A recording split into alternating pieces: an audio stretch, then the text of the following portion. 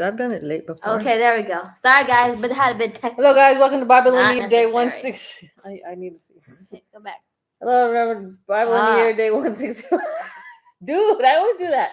That's our signature beginning. Hi, everybody. Welcome to Bible. She gets mad at that. Okay, what about this? What about this? Hi, everyone. Welcome to Bible in the Year, day 165. People would want to see your face, so that's better. Okay. So we're going to be reading. I was gonna read. You want to say what we're reading? Yes. Go for it. That's what I usually do. Awesome. Do it. 1 Kings 9 and 10, 2 Corinthians 3, Psalm 70. And it's 10 o'clock, so it's late. I got to go work tomorrow, and it's not. I have to get there. That's not healthy. I know, right? Okay, so it's 1 Corinthians 9, right? Yes. Wait, no. The first one is 1 Kings. I'm sorry, 1 Kings 9. Okay. 9. So why don't you read while I get ready for bed? How's that? You need to help me. Help me, please. Oh, Lord, I want you I've to done it by help me. myself like 20 times. Maybe you should do this by yourself.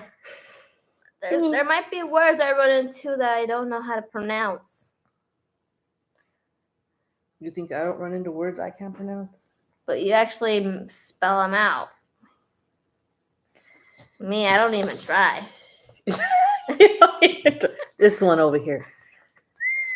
You're supposed to try. Well, you're looking at someone who doesn't Try harder. Now. Now. Now. Now.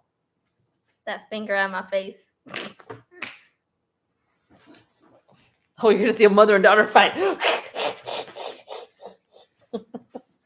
All right, let's get this over with because I gotta go to bed. I'm tired. And we skipped yesterday, so we're they behind again. Darn it. Okay. 1 Corinthians chapter 9. I'm over here, Yanni.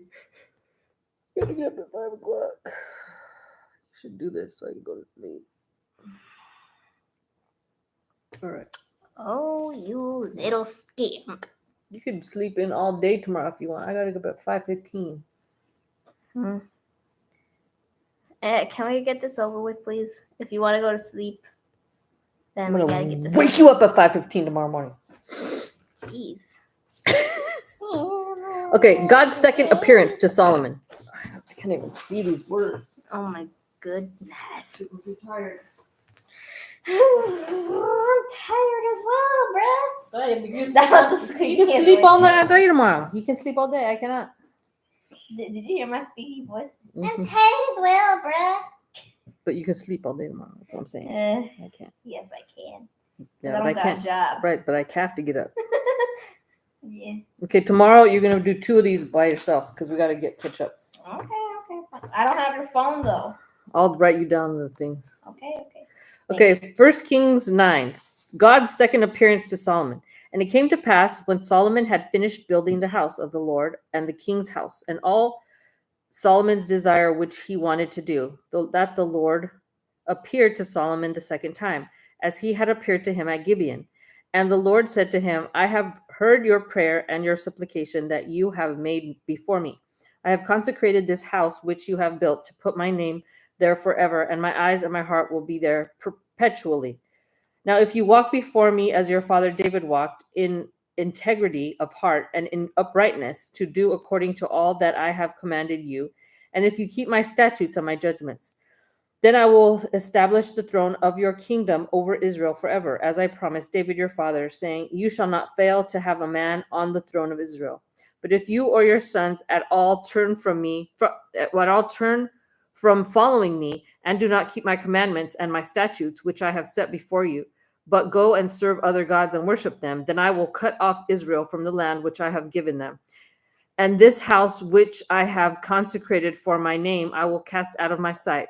Israel will be a proverb and a byword among all peoples. And as for this house which is exalted, everyone who passes by it will be astonished and will hiss and say, why has the Lord done thus to this land and to this house?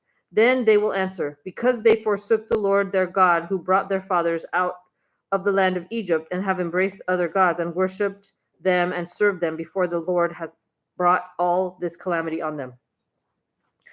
Solomon and Hiram exchanged gifts. Now it appeared at the end of 20 years, when Solomon had built the 2 houses, the Lord of the house.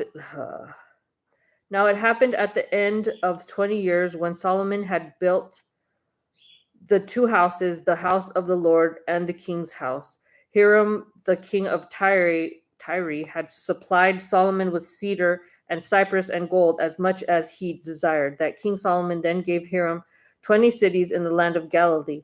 Then Hiram went from Tyre to see the cities which Solomon had given him, but they did not please him. So he said, "What kind of cities are these which you have given me, my brother?" And he called them the land of Cabul, as they are to this day. Then Hiram sent the king 120 talents of gold. Solomon's additional achievements. And this is a reason for the labor force which King Solomon raised to build the house of the Lord, his own house, and Milo, the wall of Jerusalem, Hazor, Megiddo, and Gezer. Pharaoh, king of Egypt, had gone up and taken Gezer and burned it with fire, and fire had killed the Canaanites who dwelt in the city and had given it as a dowry to his daughter Solomon's wife. And Solomon built Gezer, Lower, Beth Haran, Baalath, and Tadmor in the wilderness in the land of Judah. All the storage cities that Solomon had, cities for his chariots and cities for his cavalry, and whatever Solomon desired to build in Jerusalem and Lebanon, and in all the land of his dominion. Lebanon. Okay.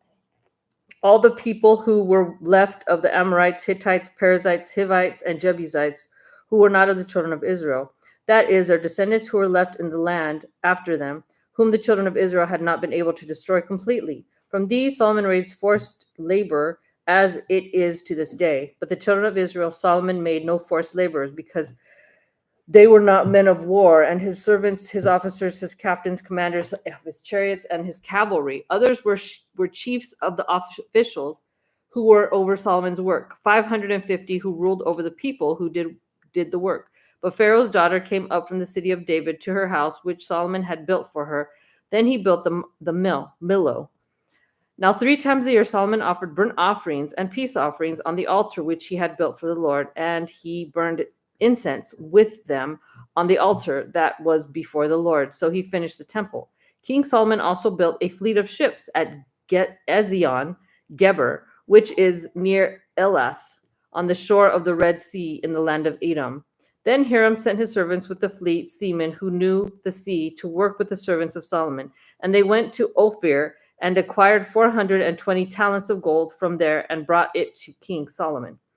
The Queen of Sheba's praise of Solomon, 1 Kings chapter 10.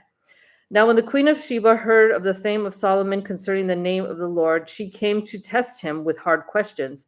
She came to Jerusalem with a very great retinue, with camels that bore spices, very much gold and precious stones. And when she came to Solomon, she spoke with him about all that was in her heart. So Solomon answered all her questions. There was nothing so difficult for the king that he could not explain it to her. And when the Queen of Sheba had seen all the wisdom of Solomon, the house that he had built, the food on his table, and the seating of his servants, the service of his waiters and their apparel, his cupbearers and his entryway by which he went up to the house of the Lord, there was no more spirit in her. Then she said to the king, "It was a true report which I heard in my own land about your words and your wisdom. However, I did not believe the words until I came and saw with my own eyes. And indeed, the half was not told me. Your wisdom and prosperity exceed the fame of which I had heard. Happy are your men, and happy are these your servants who stand continually before you and hear your wisdom.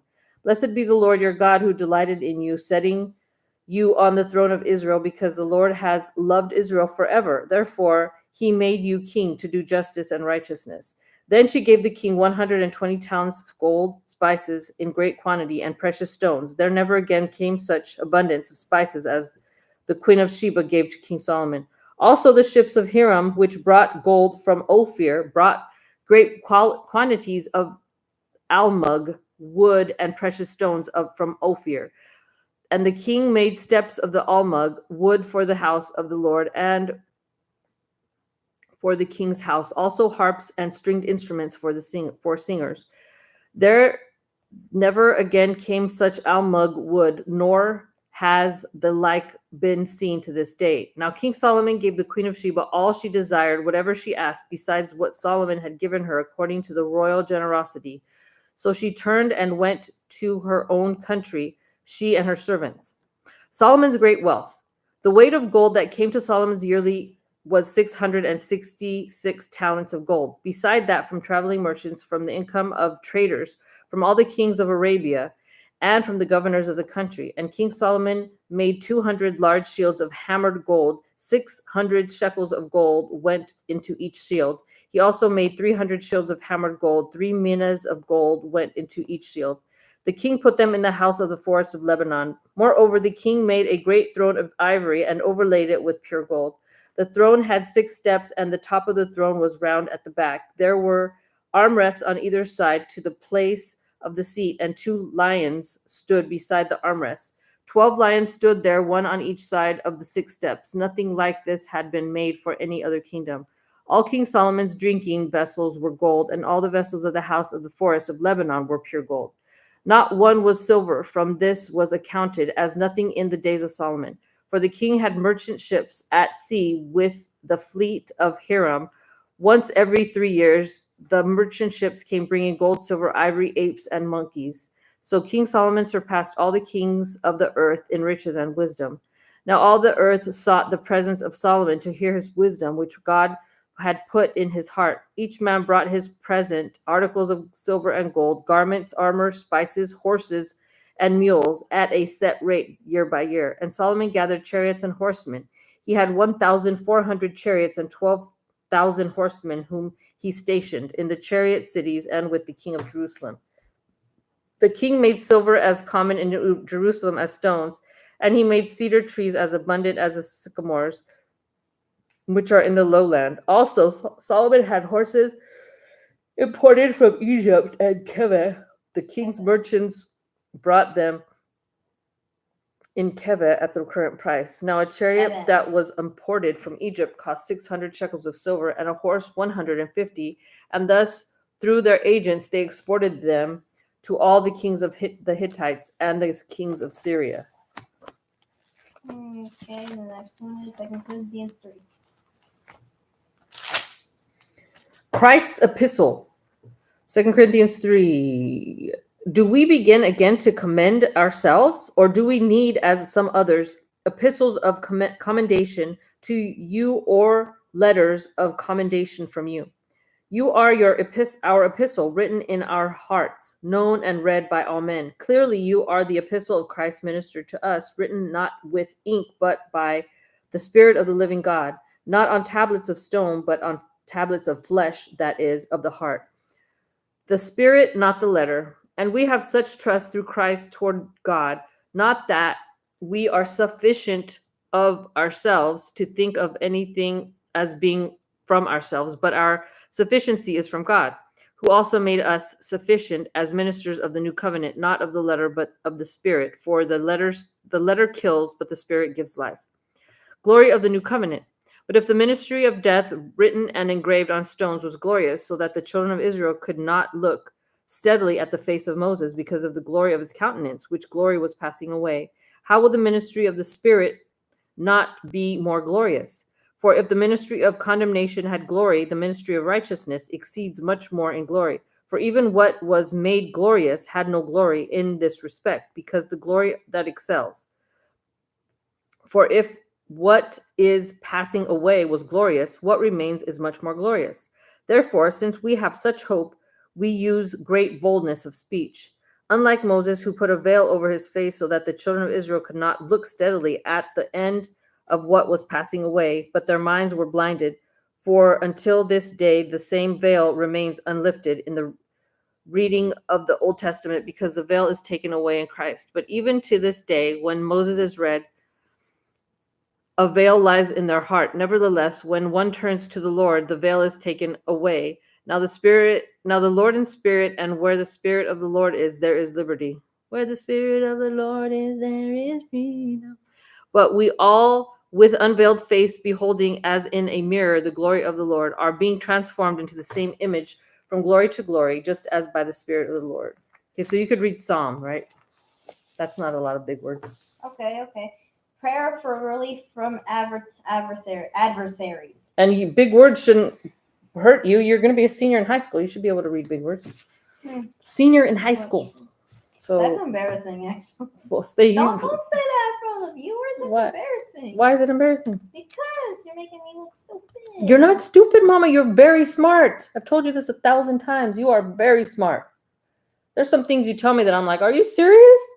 I'm not even that smart. I'm like, what To the the? chief musician, How old are you? Psalm of David to bring Okay. to remember. What psalm is it? Psalm what? Psalm 70. Oh, 70. Whoa. Make haste, O God, to deliver me. Make haste to help me, O Lord. Let them be ashamed and confounded who seek my life. Then let them be turned back and confused who desire my hurt. Let them be turned back because of their shame. Who says, aha, aha. Let all those who seek you rejoice and be glad in you. And let those who love your salvation say continually, let God be magnified, but I am poor and needy. Make haste to me, O God. You are my help and my deliverer, O Lord. Do not delay. Awesome. See, That smart. was fast. It sounds like I'm saying that like a poem like William Shakespeare. I don't know. It made me feel like that. Okay. God bless. God bless y'all. Night, though. Night, do. Okay.